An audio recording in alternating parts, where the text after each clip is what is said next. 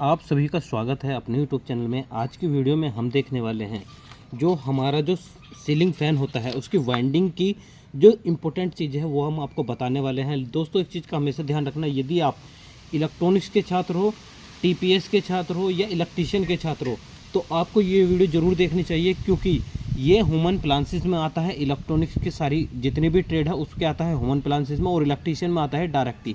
ठीक है ना। तो सीलिंग फैन वाइंडिंग आपको पता होनी चाहिए। सबसे पहले इस तरीके का आपके पास एक पेपर होता है, वाइट पेपर, ठीक है ना, जो कि आप नीचे पैकिंग में भी यूज़ करते हैं। यहाँ से जितनी बार भी आपने यूज़ किया है इस पेपर का ही यूज़ किया है। इसके साथ आप ग्रीन भी यूज़ कर सकते हैं, कोई प्रॉब्लम वाली बात नहीं है, लेकिन फिलहाल हमने जो यूज़ किया है वही हम आपको बता रहे हैं।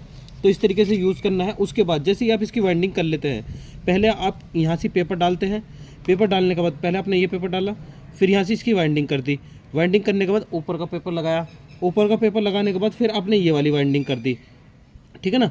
तो ये वाइंडिंग करने के बाद एक चीज़ का आपको ध्यान रखना, जैसे कि ये वायर है, ये वायर को पहले प्रॉपर तरीके से, जैसे कुछ वायर कभी कभी बाहर आ जाते हैं, जैसे ये वाले वायर जो आपके बाहर आ गए, तो इनको क्या करोगे, सबसे पहले किसी लकड़ी के माध्यम से या आप इस तरीके से, ठीक है, इस तरीके से इन्हें अंदर कर सकते हो। जैसे ही आप इन्हें अंदर कर लोगे इस तरीके से, उसके बाद आप इसमें पेपर लगाओगे।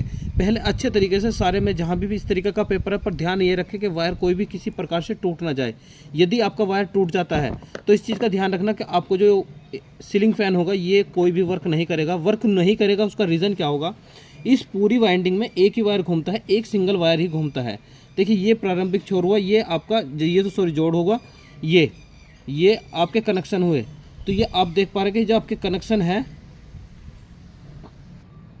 उसके बाद दोस्तों देखिए, जैसे कि आपके पास ये पेपर है, इस पेपर को आपको इस तरीके से काटना होता है। जैसे आप इस तरीके से काटोगे, ये आपने इस तरीके से छोटा सा पेपर बना लिया है, ठीक है। बनाने के बाद आप क्या करोगे, इसका अच्छे से साइज बना लो, ठीक है। आप एक इस तरीके से जब पूरी पट्टी उतार लोगे तो आपको एक आइडिया हो जाएगा। देखो, एक चीज़ होती है प्रैक्टिस, जब आप बार बार प्रैक्टिस करते रहते हो किसी चीज़ के बारे में तो आप उसमें महारत हासिल कर लेते हो। उसके बाद आपको क्या करना है, इस तरीके से प्रेस करना है नीचे को। ये प्रेस करना ही थोड़ा सा कैड़ा पड़ेगा आपको, इस तरीके से प्रेस करना है। और प्रेस करने के बाद जैसे आपने प्रेस किया, एक पेपर इस साइड से और एक पेपर इस साइड से, इस तरीके से प्रेस करके हल्के हाथ से प्रेस करना है, ऐसे धकेलना है। अब देखो आपको समस्या आएगी क्या, यहाँ से वायर हमारे बाहर रह गए, तो फिर आपको कुछ नहीं करना, फिर इस पेपर को पहले निकाल ले। सावधानी का प्रॉपर ध्यान रखें कि कोई भी वायर टूट ना जाए। बेशक आराम से करो, कोई प्रॉब्लम वाली बात नहीं है। इस तरीके से फिर से दबाओ, फिर इधर से लगाओ पेपर को।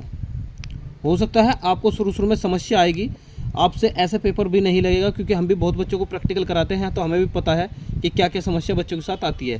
तो देखिए, आप बिल्कुल प्रॉपर तरीके से आपको दिख रहा होगा कि प्रॉपर तरीके से बिल्कुल जो आपका पेपर लग गया है।